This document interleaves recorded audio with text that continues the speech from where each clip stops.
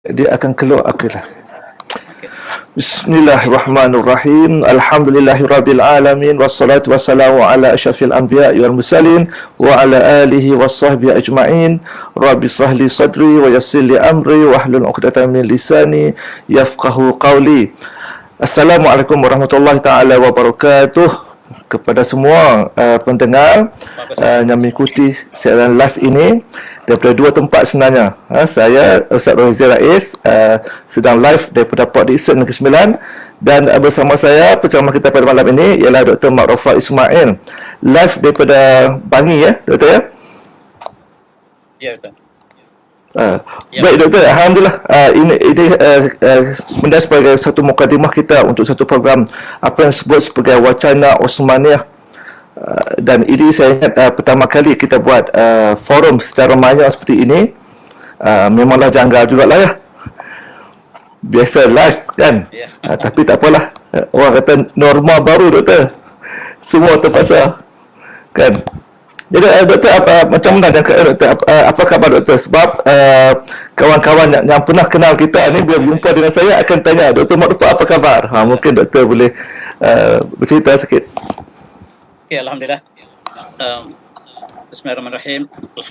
Alhamdulillahirrahmanirrahim. Assalatu wassalamu ala asyrafil anbiya'i wa alihi washabihi ajma'in. Terima kasih Tuan Menteri kita Al-Fadhil Ustaz Rohizi yang sudi bersama dengan saya pada malam ini. Dan tujuan diadakan ruang ini ialah untuk perbincangan tentang satu sejarah yang sangat-sangat menyayat hati, sejarah agung Kerajaan Osmaniyah. Ia telah tumbang pada tahun 1924 yang berdiri selama 600 tahun. Banyak peristiwa-peristiwa jatuh bangun kerajaan ini yang kita boleh ambil iktibar. Bahkan dia sangat rapat dengan sejarah negara kita sendiri. Bahkan satu masa dulu kita berada di bawah Osmaniyah, satu episod yang tidak ditonjolkan oleh ahli sejarah. Dan malam ini saya bersama dengan moderator kita untuk sebagai majlis intro, dan kita cuba bayangkan balik dan kita cuba cungkil kembali apakah ciri-ciri penting tamadun ini ataupun kerajaan ini daripada zaman awalnya sampai ke zaman jatuhannya, tetapi bukan malam ini. Dalam siri-siri insyaAllah yang kita akan disediakan pada hari Ahad ini, sampailah dalam beberapa siri yang kita jangkakan demikian, dan mudah-mudahan Allah permudahkan usaha kita. Dan malam ini ialah kita nak secara awal dalam pendedahan kepada persoalan ini. Okey, saya serahkan pada Ustaz untuk teruskan.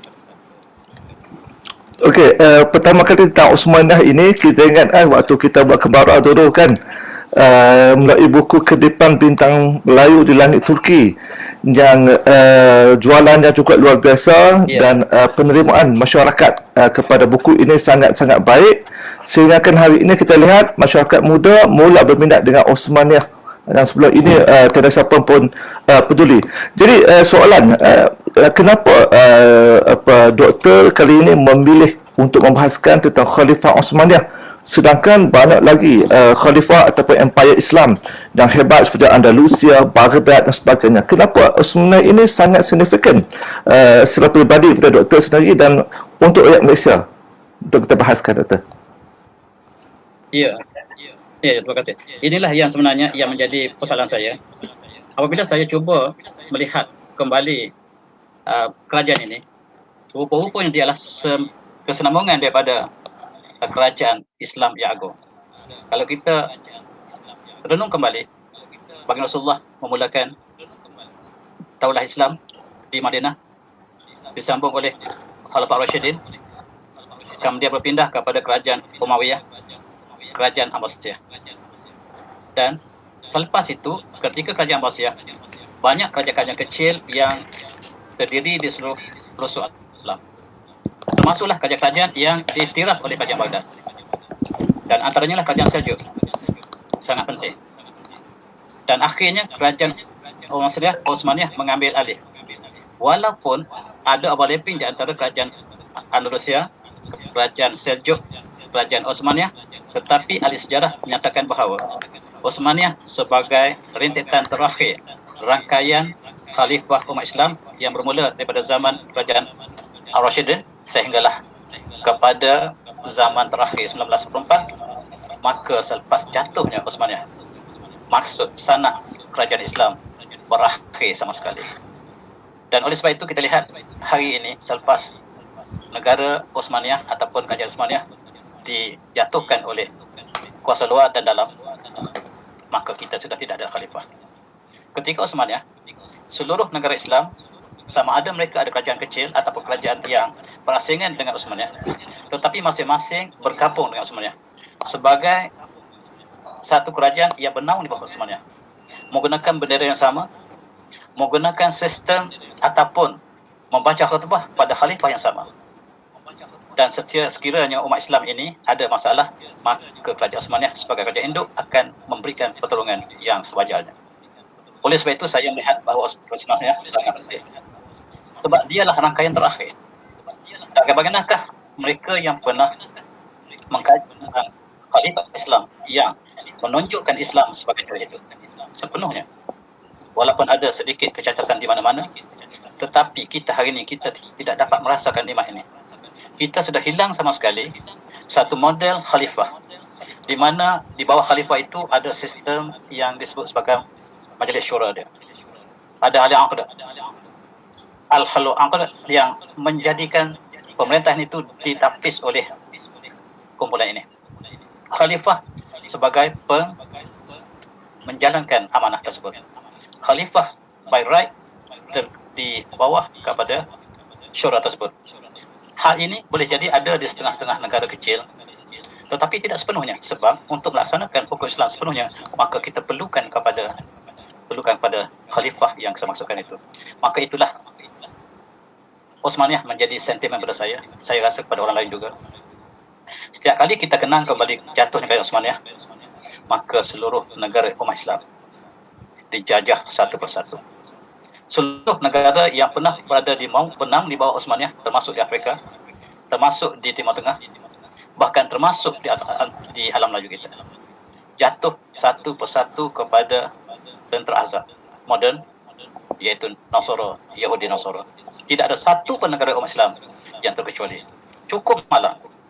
Dan kita yang tinggal hidup pada masa yang tidak ada khalifah ini, kita tidak membezakan di antara zaman khalifah dan zaman yang kita ada sekarang, yang penuh dengan keduniaan yang kita sukar untuk jelmakan di dalam kehidupan kita sehari. Barangkali itulah sebab saya memilih Osmaniyah.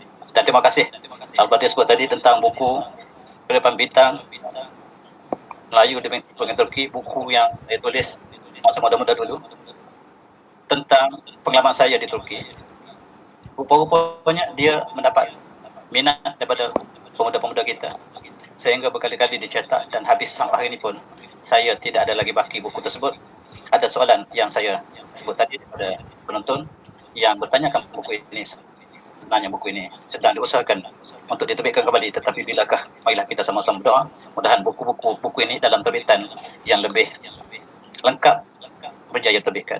Dan saya dipahamkan, saya serahkan buku ini untuk diterbitkan oleh Ustaz moderator, dan mungkin boleh memberikan sedikit gambaran apakah yang sedang berlaku sekarang. Silakan. Baik, terima kasih Doktor tentang sedikit latar belakang tentang Osmaniyah. Tapi sebelum kita teruskan pada soalan berikutnya, kita nak lihat dulu pendengar-pendengar kita pada hari ini. Ada seorang hamba, ada Unais Media Work, kalau tak salah Doktor, ini Unais Media Work daripada Kedah. Kita pernah hadir memberikan ceramah dahulu. Kita juga sedang ditonton oleh ramai orang.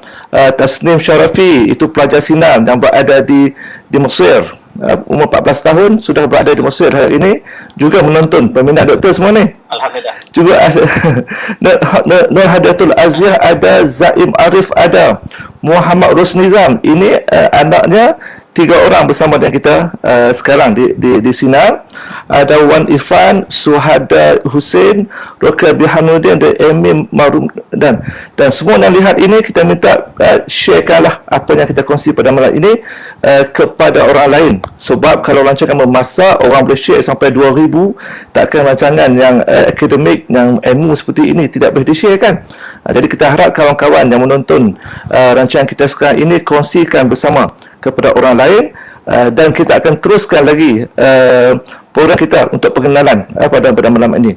Dan terkait dengan buku Kedipan Bintang Melayu di Langit Turki, yang merupakan saya kira satu kejutan kepada masyarakat Malaysia, kerana sejarah telah ditulis dengan cara travelog yang mampu difahami oleh ramai orang. Sedangkan cerita Turki ini sebenarnya doktor banyak, tapi akademik sangat. Jadi sukar untuk difahami oleh orang lain. Tapi cara penulisan Dr. Ma'rufah ini, bahasanya itu walaupun seorang pensyarah, tetapi mampu difahami oleh ramai orang. Dan tulisan doktor yang seperti itu menyebabkan dia menyentuh hati nurani pembaca. Dan bukan hanya doktor, saya sendiri sampai hari ini masih di mesej melalui Facebook ataupun WhatsApp bertanya di mana kami nak mencari Kedipan Bintang Melayu di Langit Turki. Saya kata saya sudah tidak ada, tetapi insya-Allah manuskrip yang baru yang telah diedit, yang telah dilakukan pembaikan telah pun disahkan kepada saya. Saya telah membacanya dan sangat teruja untuk kita terbitkan buku ini dalam masa yang terdekat.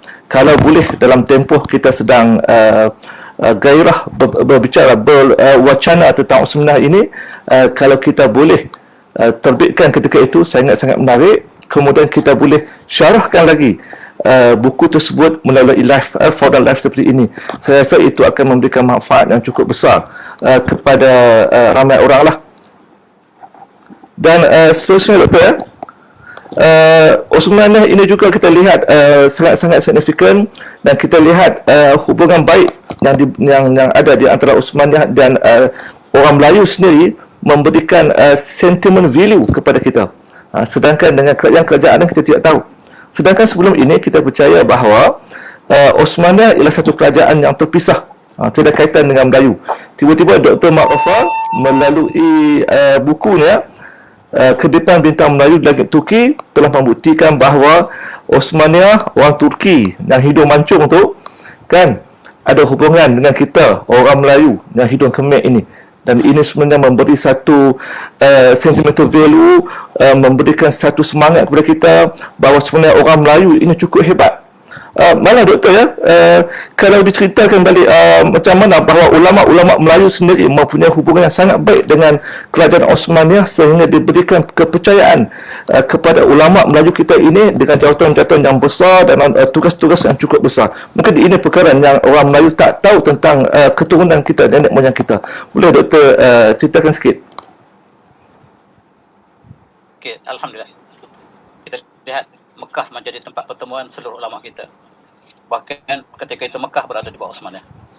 Osmaniyah memberikan ruang yang besar kepada ulama sedunia, bukan saja ulama Melayu, ulama dari Afrika, daripada India, daripada seluruh dunia berkumpul di Mekah dan dipayungi oleh khalifah sendiri. Di situlah kita lihat seluruh masalah umat manusia diselesaikan di Mekah. Kemudian ada wakil-wakilnya ke seluruh pelosok dunia yang menjadi wakil kepada khalifah dihantar ke seluruhnya. Termasuklah di alam Melayu, dalam konteks kita, Syekh Daud Patani, umpamanya Syekh Abdul Samad Al-Lambani, dilantik menjadi komander tentera Osmaniyah untuk menyelesaikan masalah umat di kawasan alam Melayu. Pada zaman yang lebih lewat, Syekh Ahmad Patani dilantik menjadi duta khas untuk tujuan maslahah umat Islam di sebelah timur. Dan dalam konteks ini kita lihat Kerajaan Osmaniyah juga melantik gubernur-gubernur di seluruh alam Melayu. Walaupun kerajaan Melayu ada kerajaan yang berasingan, yang wujud seiringan dengan kerajaan Osmaniyah, tetapi kita masih bernaung di bawah Osmaniyah. Umpamanya, bendera yang kita guna sebelum kita dijajah oleh British ialah bendera yang sama dengan Osmaniyah. Bendera Osmaniyah adalah bendera Turki sekarang. Masjid-masjid kita masih ada bulan bintang. Itu ialah simbol Osmaniyah, bukan simbol Islam. Seluruh dunia masih menggunakan bulan bintang, menunjukkan simbol Osmaniyah masih wujud. Dan berita daripada Osmaniyah disalurkan ke alam Melayu ini melalui duta-duta tersebut. Dan pejuang-pejuang Melayu yang dilatih di Mekah. Sebab untuk menghalau penjajah, berjihad menentang penjajah. Dan ini tidak dilaporkan sepenuhnya dalam sejarah tanah air kita. Saya dengan rendah hati cuba menyukir kembali sejarah agung di antara ulama kita dengan Osmaniyah. Bahkan pernah dirancang supaya Kerajaan Melayu Raya dibina diletakkan di bawah seorang khalifah yang menjadi gubernur kepada kerajaan Osmania. Tetapi sayang, perancangan tersebut telah diketahui oleh tentera Azab moden, oleh Belanda, Perancis, Inggeris, Sepanyol dan lain-lain. Mereka menggagalkan perancangan besar ini. Dan bagaimanakah mereka merancang untuk mencantumkan antara petani Komboja, Terengganu, Kelantan sebagai asas. Kemudian dilanjutkan sampai ke seluruh Semenanjung Melayu dengan petani, digabung dengan Jawa dan Sumatera, dicantumkan Filipina ke dalam sebuah kerajaan besar di bawah Osmania. Dan kita ada gubernur yang juga bertindak sebagai khalifah di kawasan Melayu. Ini dirancang pada akhir kurun yang ke-19. Ketika hampir seluruh negara kita, kawasan alam Melayu dijajah oleh mereka. Jadi itulah sebabnya kita lihat hubungan antara kita dengan Osmania tidak pernah terpisah. Tetapi sayang, hubungan ini dipisahkan oleh sejarah. Sejarah yang dibina oleh penjajah kemudiannya menafikan sepenuhnya, hampir sepenuhnya. Bahkan ketika Perang Dunia Pertama, cukup malang, tentera Melayu yang ditubuhkan oleh British, Malay Regiment, bersama-sama dengan tentera British menentang tentera Osmania. Dan bersedia di Singapura untuk sekiranya menentang Osmania. Walaupun tidak berlaku, tetapi tentera Melayu sudah bersedia untuk menentang kerajaan Islam sendiri. Dan ini cukup malang kalau berlaku dalam sejarah kita. Dan ini kita dedahkan pada generasi muda, supaya sejarah tidak berulang. Supaya sejarah pahit ini kita ambil iktibar. Yang cukup pahit untuk kita telan. Sebab kita kadang-kadang tidak kenal di manakah musuh kita. Kita tak tahu siapakah teman kita. Lebih lagi kita di bawah naungan kerajaan Islam yang sah. Kita cuba gulingkan sebab kita tidak dapat maklumat yang tepat. Saya percaya tentera Melayu tidak mendapat maklumat yang tepat. Mereka mengatakan musuh. Turki adalah musuh. Mereka tidak sebut Osmania. Mereka sebut Ottoman ataupun Turki Ottoman. Dan dengan mengambil Turki sebagai ganti kepada Osmania, Osmania ialah simbol kepada kerajaan Islam yang tidak berbasis kepada perkauman. Mereka letakkan kerajaan Turki seolah-olah kita menentang Turki, bukan Islam. Dan inilah yang menyebabkan kita merasakan hubungan Melayu dengan Turki masih belum diungkai sepenuhnya. Ada pertanyaan, bagaimanakah kita lihat kubur-kubur yang berada di Turki, di petani umpamanya, terdapat kubur-kubur tentera Turki yang banyak. Bahkan panglima perang Turki, kuburnya terdapat di petani, menunjukkan bahawa kita satu umat, satu akidah. Dan tidak ada sempadan. Tidak ada sempadan geografi. Kekuatan umat Islam ialah satu umat, satu akidah. Tetapi penjajah memang mengetahui kekuatan ini. Mereka pisahkan. Negara Melayu dipisahkan menjadi Malaysia, Indonesia, Filipina, Singapura. Dan kita menjaga kebangsaan kita masing-masing. Sedangkan dulu kalau kita pergi ke Jawa, kita balik ke kampung kita. Orang Sumatera datang ke sini, kita balik ke kampung kita. Tidak pelarian. Kita sebagai satu umat. Tetapi cukup pandai. British dengan Belanda cukup pandai meletakkan sempadan geografi. Dan sekarang kita bertembung sama sendiri. Ini perancangan yang harus kita pelajari sejarah. Kekuatan Osmania ialah dia cuba bezakan, hapuskan sempadan. Sempadan yang hakiki tidak ada bagi umat Islam. Tetapi dari segi pentadbiran, ya betul. Ada kerajaan di Mesir, ada kerajaan di Afrika, ada kerajaan yang berpusat di alam Melayu. Tetapi dari segi hakikinya, kita satu aliran, satu sepadan, dan kita satu kesepaduan yang sama. Sakit di barat, sakit di timur. Umat Islam sakit berjasa. Inilah yang kita nak tunjukkan dalam sejarah ini. Barangkali apa yang saya sebut ini bukanlah detail, bukanlah terperinci, tetapi kita ambil episod-episod yang menyentuh perasaan kita. Mengambil pengajaran bagaimana sebuah kerajaan yang besar. Kerajaan yang satu masa dulu yang berpusat di Istanbul. Yang sebelumnya berpusat di Bursa. Ketika berpusat di Bursa dan Istanbul, tunduknya kerajaan Rusia. Dan kita lihat Moskow tunduk kepada kerajaan Islam. Dan oleh sebab itu, jizyah dibayar setiap tahun ketika zaman kerajaan Sulaiman Al-Qanuni. Dan kita lihat bagaimana negara Eropah membayar jizyah kepada kerajaan Islam, kerajaan Turki. Dan Turki menjadi ketua ataupun menjadi kuasa tentera terbesar dunia. Dan Amerika membayar jizyah kepada Turki. Dan Presiden Amerika yang pertama, George Washington, membayar jizyah kepada kerajaan Islam.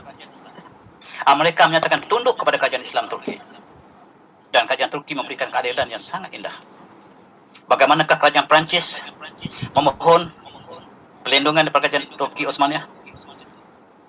Bagaimana kerajaan Balkan berada di bawah keadilan kerajaan Islam? Bagaimana keadilan umat Islam apabila masuk sebuah negara, membuka sebuah negara, kita tidak menjajah, kita tidak menakluk, kita membuka. Membuka ialah sebagaimana kita buka Sepanyol. Menukar zaman gelap pada zaman cerah. Penaklukan yang dilakukan oleh British ialah menukar zaman cerah pada zaman gelap. Darah ditumpahkan di seluruh mata dunia. Itulah penjajahan. Tetapi Islam membawa cahaya.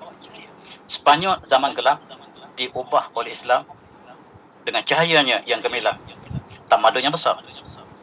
Demikian juga kerajaan Byzantine yang sudah ada tamadun, tetapi Islam datang membawa satu tamadun yang kesepaduan antara fizikal dan spiritual.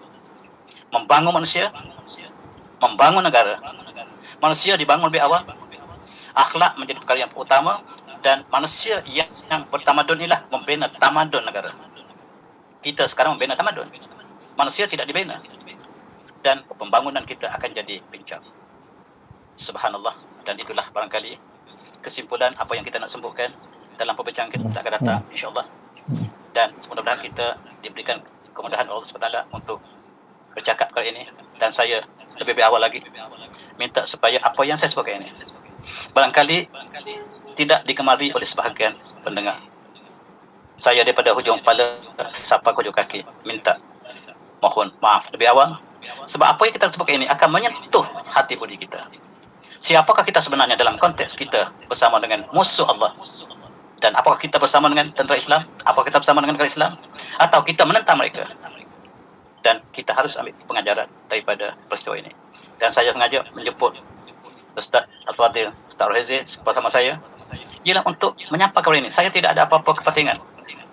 Orang yang besar seperti saya tidak ada sebarang kepentingan kecuali kebenaran. Kebenaran di sisi saya. Barangkali saya salah. Oleh sebab itu, apabila saya dedahkan, minta pada intelektual kita, pada akademik kita, betulkan kesalahan saya. Tetapi, kalau tidak ada fakta yang benar, dengan dulu fakta saya, dan sanggah fakta saya, dengan fakta yang lebih sahih, hujah lawan hujah. Bukan kita tak setuju dengan pandangan orang lain, kita bantah tanpa ilmu, ini bukan persoalan kita. Bukan ini pasal-pasal saya. Sekiranya tuan-tuan ada hujah yang lebih baik pada saya, silakan. Kita ingin kepada satu kebenaran akhirnya. Kalau saya tidak sebut, barangkali tuan-tuan tidak tahu apakah yang saya fikirkan, apakah yang saya buat kesimpulan, apakah analisis saya. Dan saya ambil kesempatan ini ialah untuk sama-sama membuka minda seluas-luasnya. Sejarah telah berlalu. Dan kita ambil iktibar sejarah. Sejarah sudah menjadi abu. Abu yang berterbangan. Tetapi ambillah api sejarah yang membakar satu masa dulu. Ambil kembali api itu dan hidupkan kembali api tersebut. Itu maksud saya. Bukannya kita ambil debu yang berterbangan. Ada orang tidak suka pada sejarah. Sejarah identiti. Sejarah ialah seperti IC kita. Seperti kalau kita tidak ada identiti, kita adalah pelarian sejarah. Kita tidak ada identiti sejarah, kita adalah pelarian sejarah. Orang yang tidak ada identiti, dia adalah mati, pelarian, pendatang haram. Maafkan saya. Dan orang yang tidak ada sejarah, pelarian sejarah. Pelajarilah sejarah. Sebab sejarah memberikan petunjuk kepada kita apa yang harus kita ambil, apa yang kita harus tinggal. Dan orang yang benci sejarah, barangkali benci Al-Quran. Sebab Al-Quran sejarah. Itulah matlamatnya, ialah kenalilah sejarah kita. Kenalilah diri kita. Di mana kita berada. Dan kita bukan berada hari ini secara terasing daripada sejarah lepas. Yang lalu telah menjadi sejarah. Esok belum pasti. Yang pasti ialah apa yang sedang berlaku sekarang. Tapi esok diikat dengan semalam oleh sejarah. Sejarah mengikat kita dengan masa depan. sejarah mengikat kita dengan masa depan. Oleh sebab itu, kalau kita laju di jalan kita, tengok ke belakang sejarah kita. Mudah-mudahan kita tidak mengulangi sekali lagi kesalahan yang dilakukan oleh nenek moyang kita. Mereka tidak sedar kadang-kadang kesalahan yang mereka lakukan. Tetapi suasana ketika itu, mereka tidak diberikan maklumat yang benar. Dan barangkali inilah tujuan saya, supaya melihat kembali sejarah yang telah lalu. Sejarah telah berlalu, tapi pentafsiran masih belum selesai. Sejarah telah selesai, tetapi analisis harus dilakukan. Barangkali analisis tuan-tuan tidak sama dengan saya. Izinkan saya untuk berbeza pendapat dengan tuan-tuan, tetapi dengan dulu hujah saya. Dan itulah maksud daripada perbincangan kita barangkali. Saya serah kepada Ustaz. Ya, silakan. Sejarah yang benar tak semestinya, sejarah yang rasmi tak semestinya benar, sejarah yang sebenar tak semestinya rasmi. Inilah doktor yang kita zikirkan sepanjang 5 tahun kita membawa isu sejarah ini ke seluruh Malaysia, sampai ke Indonesia kita bawa. 5 tahun satu tempoh yang cukup lama, dan feedback yang kita terima seperti yang doktor alami sendiri, ada yang menerima dengan baik, ada yang menolaknya, ada yang mengecam dengan sangat dahsyat. Bukan hanya Dr. Ma'rufan yang kena, saya pun kena tempihnya sekali. Tapi itu kita kata kebenaran yang mesti disampaikan kepada masyarakat. Dan saya suka bila doktor membayangkan bahawa sejarah itu ialah masa depan kita sebenarnya. Berarti kalau kita lupakan sejarah, berarti masa depan kita tidak ada. Kerana itulah sejarah yang telah menjadi abu itu, kita mesti hidupkan balik bara saja. Baranya itu akhirnya menjadi api sejarah yang akan melakas sejarah baru. Sebab itulah buku-buku doktor, buku Malaysia, buku falsafah sains dan sebagainya ada sebahagian daripada silibus sekolah saya, sekolah Islam Al-Azhar. Dan buku Malaysia kita dah habis. Sekarang masuk buku penjajahan Dr. Abdul Rahman. Buku falsafah sains doktor, tinggal saya ingat tak banyak dah. Mungkin dalam 2 pertemuan lagi kita akan khatamkan keseluruhannya. Dan kita akan cari buku lain pula untuk lihat apa yang cuba kita buat. Sebab itulah dalam pendidikan sejarah seperti ini yang doktor perkenalkan, saya perkenalkan kembali kepada pelajar-pelajar, dan pelajar sangat cintakan sejarah. Bukan seperti kita dulu. Dulu sejarah saya tak suka doktor, sebab main dengan angka, tidak ada roh. Saya tak minat benda macam tu. Saya orang sastra, jiwa kita ni lebih kepada sentimen. Tapi bila mula berkenalan dengan sejarah, mula berkenalan dengan doktor, saya melihat sejarah itu memenuhi nilai sentimen, perasaan, semangat yang cukup luar biasa.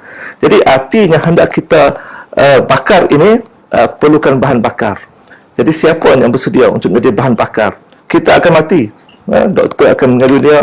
Saya sebagai mudir akan mati lebih cepat. Sebab sekarang doktor sudah ada 72 orang pelajar. Sekolah kita sangat-sangat padat. Dan pengajian saya sendiri doktor, seminggu 44 jam. Kebetulan hari ini saja saya cuti. Dan saya juga sudah maklumkan kepada pelajar-pelajar di sini, termasuk pelajar lama, termasuk anak saya Muhammad Wahbah Zuhaili yang cukup minat dengan Dr. Ma'rufah, bahawa setiap Ahad kita akan berlangsung secara live di internet ini, dan pelajar-pelajar Sinar insya-Allah akan terus mengikuti secara live setiap Ahad. Berarti pada hari Ahad itu saya ada 4 jam pengajian. Biasa macam Ahad lepas, saya ajar seorang 4 jam direct dari pukul 8 sampai pukul 12. Kita akan masukkan sejarah Melayu, kita masukkan pengajian am, dan saya juga akan mengajarkan direct tauhid saintifik.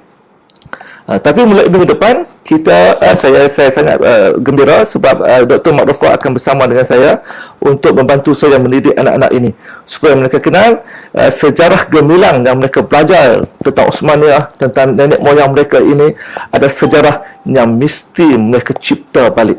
Dan ulama, Dr. bersebut tentang ulama yang cukup hebat seperti tadi. Ulama tidak pernah lahir secara kebetulan. Semua ulama lahir telah dilatih, telah dirancang oleh ramai ulama lain. Di Sinar itulah semangatnya. Jadi semangat semua ni yang saya boleh buka sekolah dan sebagainya doktor, dapat daripada sejarah yang saya baca melalui buku doktor dan buku-buku lain. Dan kita berterima kasih juga kepada semua kawan-kawan yang terus menonton rancangan kita ini sebagai mukadimah, tapi sebenarnya kalau lihat Dr. Ma'rufah sudah cukup bersemangat. Dan doktor, sahabat-sahabat kita yang menonton ini mengemukakan beberapa soalan. Saya ingat saya kemukakan kepada doktor sendirilah. Yang pertama, banyak soalan sebenarnya. Ada saudara Rosli Zulkifli. Dia kata, kenapa Indonesia lebih akrab atau sinonim dengan Turki berbanding Malaysia? nampak seperti Indonesia lebih menerima hubungan di antara Indonesia dan Turki. Malaysia pula seolah tidak ada apa-apa. Kemudian Ibnu Harun pula bertanya pada 1511, kenapa Portugal masuk ke Melaka? Ini masuk sejarah Melaka, tapi sebenarnya ada kaitan dengan Uthmaniyah juga. Sebenarnya ini banyak soalan ini sebenarnya akan kita jawab pada hari Ahad yang akan datang. Tapi tak apa, kita sebutkan dulu. Kalau boleh kita sebutkan sikit nanti, ataupun kita akan hurai pada masa-masa pada wacana yang akan datang. Kemudian Marus, alhamdulillah, semoga lebih ramai lagi orang-orang bijak pandai menyedarkan rakyat tentang sejarah Melayu dan sejarah Islam. Semoga Dr. Marufah teruskan perjuangan jihad melalui penerangan sejarah yang telah dipesongkan oleh musuh-musuh Islam. Alhamdulillah, terima kasih kerana bersama dengan kami. Kemudian Abdullah M.H. Hartanah kata, apakah Turki moden kini benar-benar melakukan kebangkitan Islam ke arah penyatuan ummah dan kekuatan ekonomi dan tentera? Ini sebenarnya satu topik yang saya rasa doktor akan sentuh dalam Turki moden, juga tentang siapa Turki hari ini. Dan itu pendedahan ini jugalah akan kita dengar nanti, dan kita akan lihat banyak pandangan doktor dan mungkin berbeza dengan media yang kita faham pada hari ini. Kemudian daripada UNAS Media Works, dia kata, adakah semua tanah bekas Empayar Osmania akan dikembalikan apabila cukup 100 tahun? Ini dan banyak lagi soalan-soalan yang akan dikemukakan, menunjukkan bahawa perbahasan kita pada hari ini sudah berlangsung dengan sangat panas, doktor.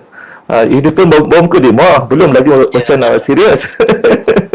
Jadi doktor, mungkin doktor boleh bagi sedikit hint apa yang akan kita bahaskan dengan soalan-soalan yang diberikan oleh satu. Silakan. Ya. Okey, yang mulanya sekali, kenapakah Indonesia lebih menonjol dengan Turki daripada kita? Benar. Sebab Aceh ialah gubernur Turki yang terakhir. Aceh ialah gubernur Turki yang terakhir selepas jatuhnya Melaka. Oleh sebab itu, hubungan di antara Turki melalui Aceh. Aceh menjadi timbantara ke Turki. Menentang Aceh maksudnya menentang Turki. Inilah yang tidak kita faham dalam sejarah kita. Dan oleh sebab itu, Turki banyak membantu petani ketika itu.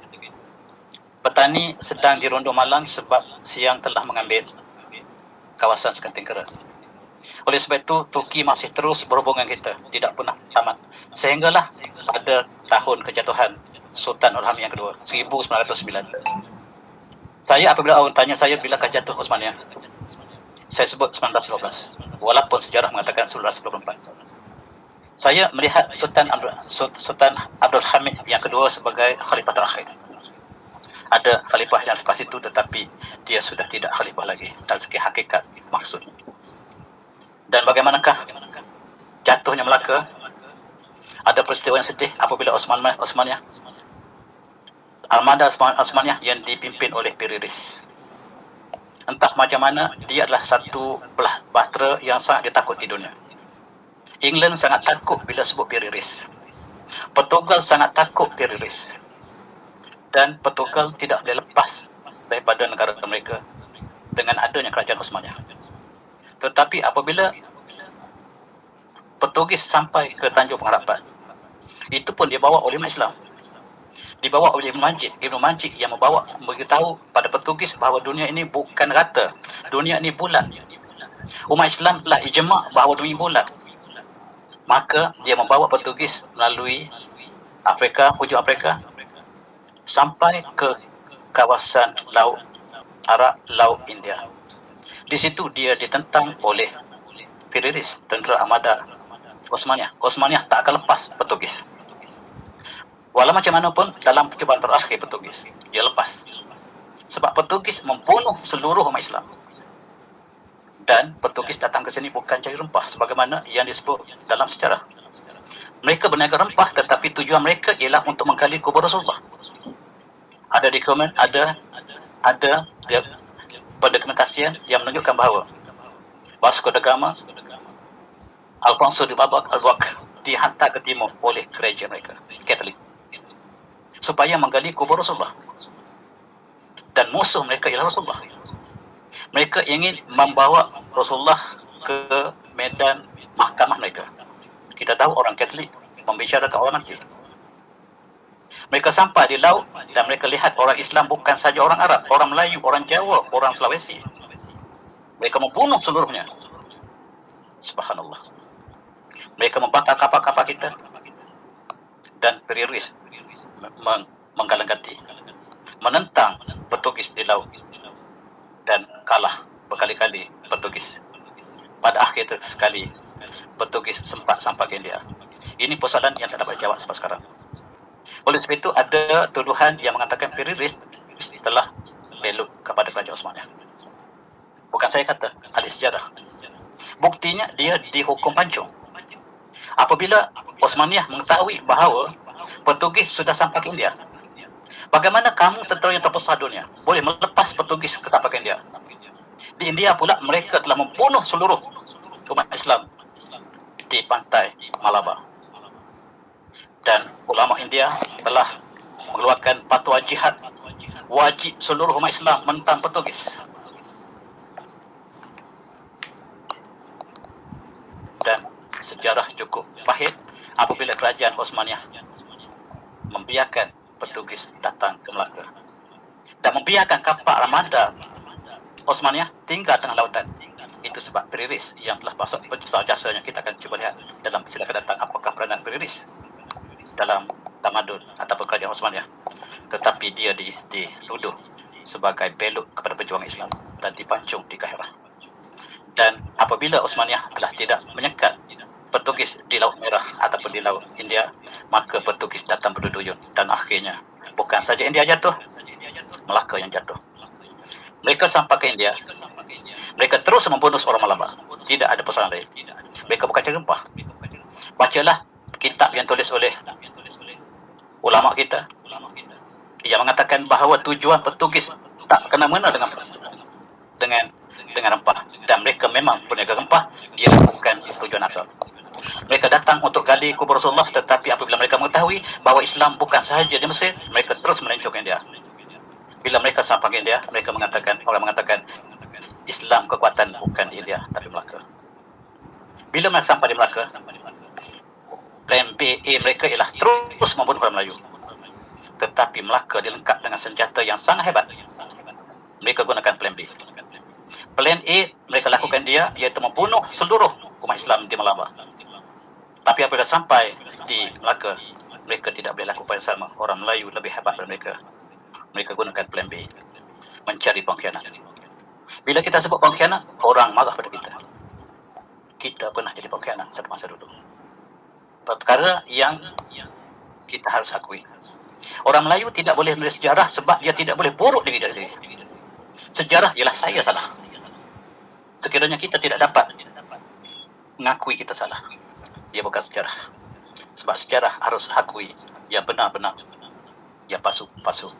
Walaupun yang melakukan kesalahan ialah moyang kita sendiri. Dan barangkali soalan-soalan yang ditujukan tadi, barangkali kita tidak ada masa untuk kita jawab di sini.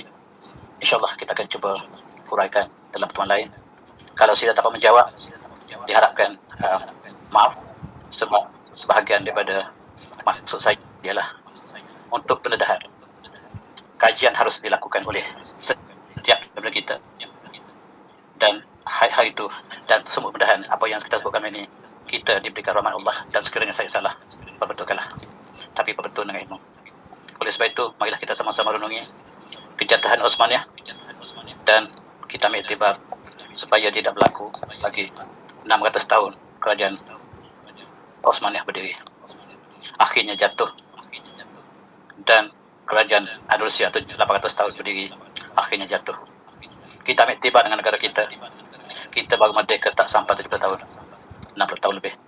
Apakah kita dapat menjamin bahawa kelangsungan dan wazubillah kelangsungan negara kita akan terus berlaku sekiranya sejarah 600 tahun, sejarah 800 tahun pun berakhir? Keagungan Islam bukan Islam yang cacat, tapi Islam yang telah berbagai-bagai fitnah yang timbul ketika akhir zaman Osmania. Yang inilah yang saya nak tekankan. Tetapi barangkali kita ada masa atau tidak, wallahu alam, dan saya mudah-mudahan kita dapat bincang dalam masa yang akan datang. Okey. Baik, baik doktor, terima kasih atas sedikit hint ataupun pencerahan kepada soalan. Sebenarnya apa yang ditanya oleh hadirin pada malam ini adalah soalan yang menjadi isu yang cukup besar, kerana media termasuk orang Melayu sendiri meletakkan Osmaniyah dengan wajah yang buruk. Sebab tu doktor, ya, bila saya ke Mesir tahun lepas menghantar Akilin dan juga kawan-kawannya ke Mesir untuk sama di Mu'uz, antara kitab yang saya cari ialah kitab sejarah. Dulu tak pernah cari, kita baca syariah saja.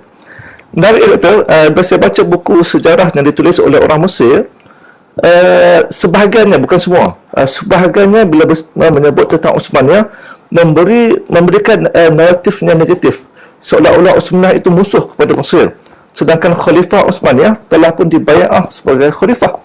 Malah kalau kita lihat sebelum ini pun ada penerbitan orang Melayu sendiri, misalnya The Patriot sebelum ini, mengeluarkan kononnya Osmaniyah melakukan kezaliman kepada satu puak Kristian dan sebagainya. Sebab tu kalau tuan lihat belakang saya ni, minta maaf saya, rak saya selerak kat belakang ni buku saya. Sebahagiannya adalah sejarah. Minat tentang Fatani, tentang ni, dan di antara yang menarik saya buku ini. Yang saya selalu rujuk bila orang menghina Osmaniyah, buku ini menjadi rujukan saya. Buku ini saya mula beli bila doktor membaca buku Kedipan Bintang Melayu di Langit Turki. Ini baru saya beli, order daripada kawan di Turki, dan banyak menjawab salah faham. Jadi sebenarnya doktor, Turki walaupun hebat, tetapi di bawah tekanan Orientalism, penulis-penulis barat yang mengubah suai sejarah, menjadikan wajah Osmaniyah ini tercemar. Dan sampai hari ini kita lihat orang Melayu sendiri yang suatu masa dahulu pernah bernaung di bawah Osmaniyah membenci Turki Osmaniyah, seolah Osmaniyah ini semuanya jahat. Jadi nampaklah usaha doktor penulisan kembali sejarah ini tujuannya untuk membetulkan balik Orientalism ini. Jadi kita melihat juga buku-buku sejarah yang kita belajar dalam SPM dan sebagainya. Saya pun belajar benda yang sama, dan saya tak minat sejarah ketika itu. Minat sejarah saya hanyalah selepas saya baca buku-buku yang menunjukkan bagaimana orang Melayu sebenarnya mempunyai jati diri yang kuat, kedudukan yang tinggi dalam masyarakat, mereka ulama, mereka pejuang, mereka pemerintah. Dan kalau kita dengar penjelasan doktor tadi, kekalahan Osmaniyah, kejatuhan Osmaniyah sepatutnya bangun satu lagi empire Islam, Khalifah Islam, iaitu di tanah Melayu. Kadang-kadang saya berangan-angan tuan-tuan, ya, kalaulah kita tak disekat oleh Belanda dan juga British ketika itu, agaknya tanah Melayu Malaysia ini telah menjadi di antara khalifah Islam mungkin yang terakhir ketika itu. Tapi itu tidak berlaku. Maka kerana itulah sejarah kita pelajari, sebab bangsa yang tidak mempelajari sejarah akan mengajaknya sekali lagi suatu hari nanti. Hari ini kita belajar kerana apa yang berlaku pada hari ini di Malaysia, sama segi ekonomi, sosial, lebih-lebih lagi politik, mempunyai kaitan yang cukup rapat dengan apa yang telah berlaku kepada kita suatu masa dahulu. Bagaimana sebuah empire yang besar seperti Melaka itu tiba-tiba boleh dijatuhkan oleh negara yang tidak maju. Digambarkan, kalau tuan-tuan masih ingat dalam SPM kan, gambar-gambar lukisan di muzium dan sebagainya, bagaimana orang Melaka melawan dengan tombak, dengan panah, dengan keris, melawan Portugis. Sedangkan sekarang kita ketahui semua itu adalah penipuan, menyebabkan orang Melayu menyanjung tinggi penjajah dan menghina bangsa sendiri. Jadi sejarah sebenarnya yang kita baru betulkan ini supaya jati diri kita ada. Tadi ada sedikit gangguan, betul ya? Baik, betul. Jadi sebut tentang tadi Orientalism, penulisan sejarah yang tak betul, dan istilah Orientalism ini sebenarnya jarang diajarkan. Yang ada doktor ajarkan di kuliah UPM dahulu, kalau tak salah saya. Saya ikut dan saya ajarkan kembali kepada pelajar kita. Jadi sebenarnya Orientalism tu apa dia, dan macam mana kesan Orientalism ini kepada sejarah yang ada pada hari ini. Silakan doktor.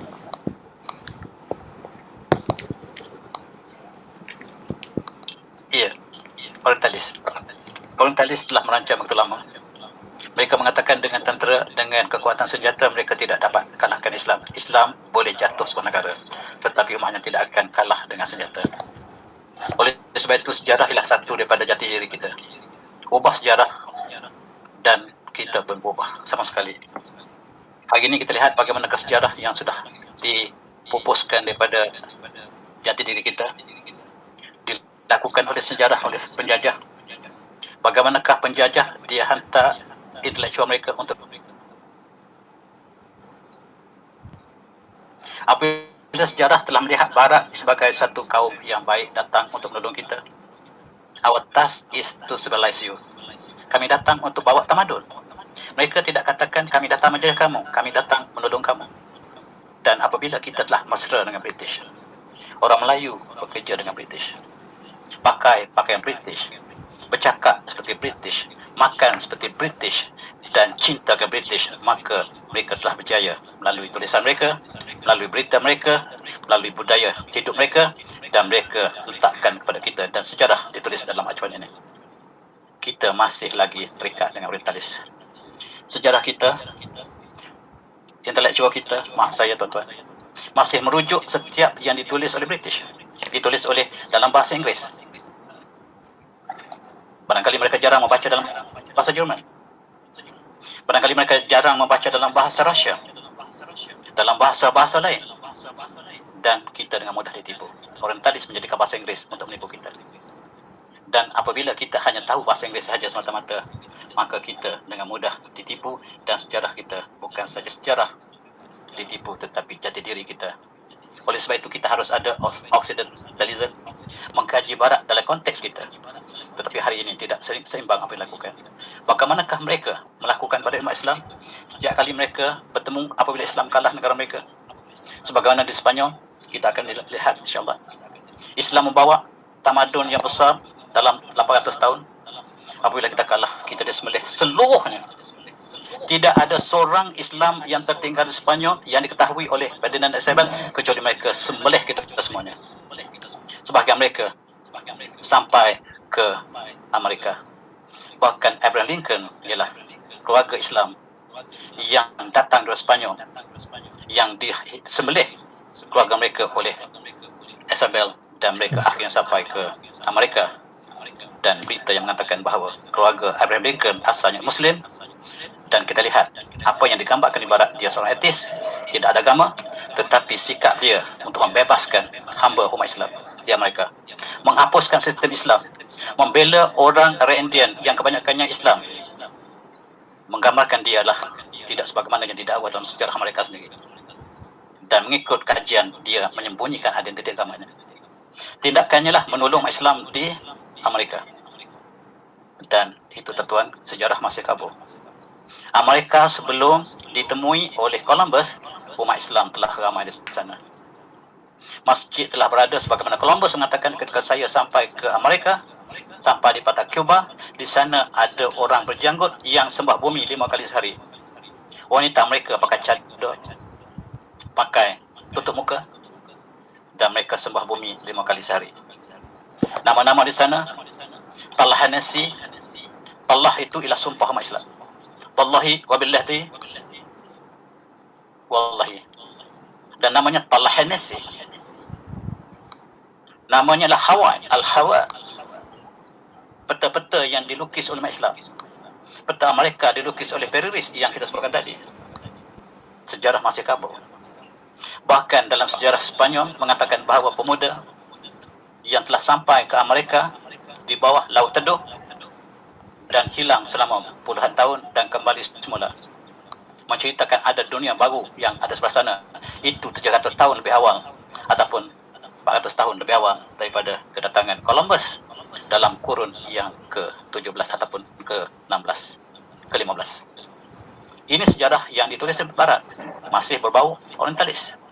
Mereka menghantar ke negara kita tokoh-tokoh mereka, tokoh-tokoh Belanda yang datang mengubah sejarah Indonesia. Mereka yang bersama dengan Belanda dianggap sebagai hero. Mereka yang menentang Belanda dianggap sebagai penjahat. Dan kita lihat kembali siapakah perkara yang sama tidak berlaku pada kita. Dan pembesar-pembesar kita bersama dengan British.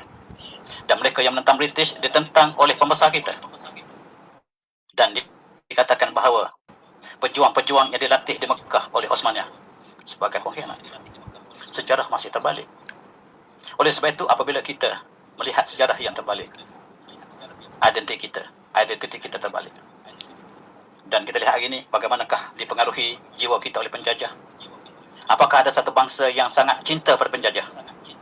Kecuali kita. Apakah sebab kita cinta kepada penjajah kita? Dan bila kita meraihkan sukan Commonwealth, kita jemput mereka yang merampas negara kita untuk meresmikannya. Maafkan saya sekali lagi. Dan sejarah kita penuh dengan paradoks. Paradoks ialah apa yang kita percaya benar tetapi dia palsu. Dan tuan-tuan, kalau kita cakap tentang Osmaniyah, paradoks akan keluar satu persatu. Saya minta maaf lebih awal, barangkali perbincangan kita akan datang lebih panas. Saya minta maaf sekali lagi, awal-awal lagi, dan hujah saya balas dengan hujah. Bahawa ini saya sebut bahawa bagaimanakah Wali Songo daripada asalnya daripada Yaman berpindah ke kerajaan Delhi, dan Syekh Jamaluddin Kubra datang ke Champa, datang ke Champa dan berdakwah di Champa, berkahwin dengan puteri Kelantan, Puteri Cermin namanya.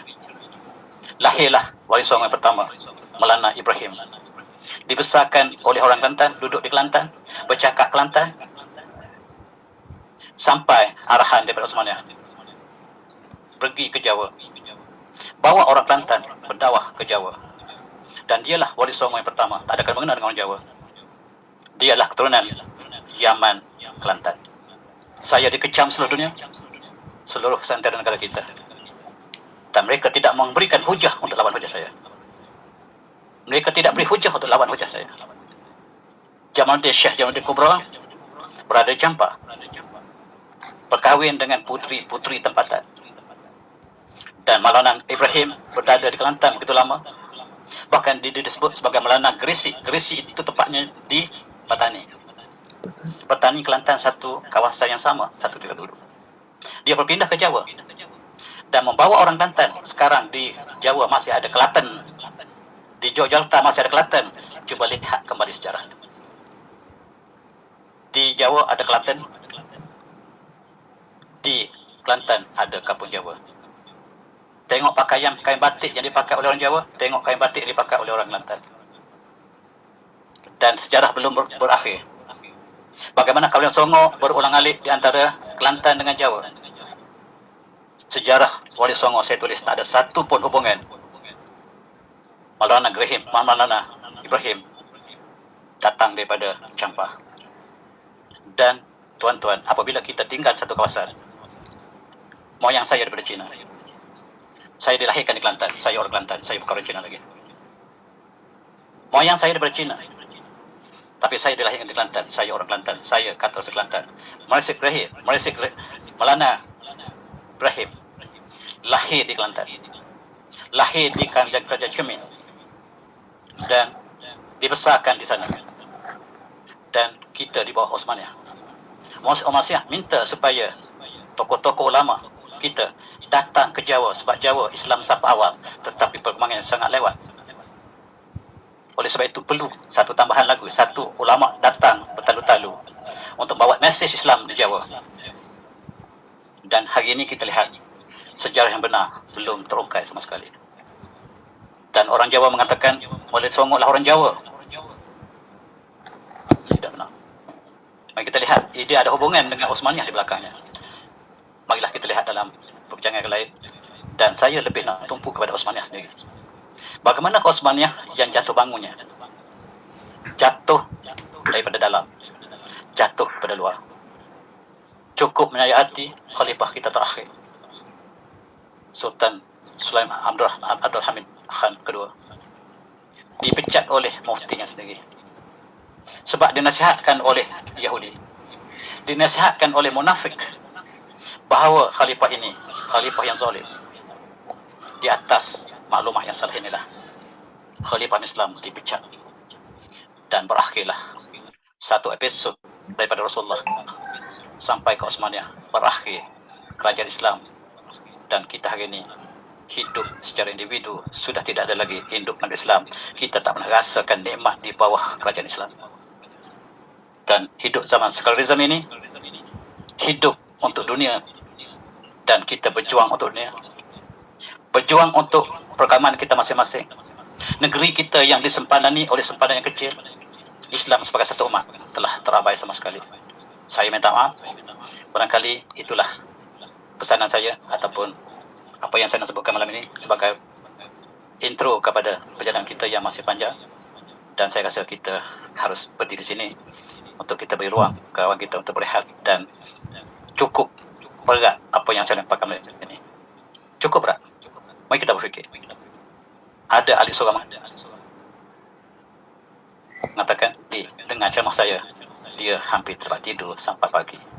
Ahli masyarakat, ahli Sorau, jemaah Sorau mengatakan, kalau jemput saya ke Sorau sampai ke pagi, dia masih terfikir. Dan saya bimbang kalau yang sama berlaku berterusan. Mari kita berhenti rehat di sini.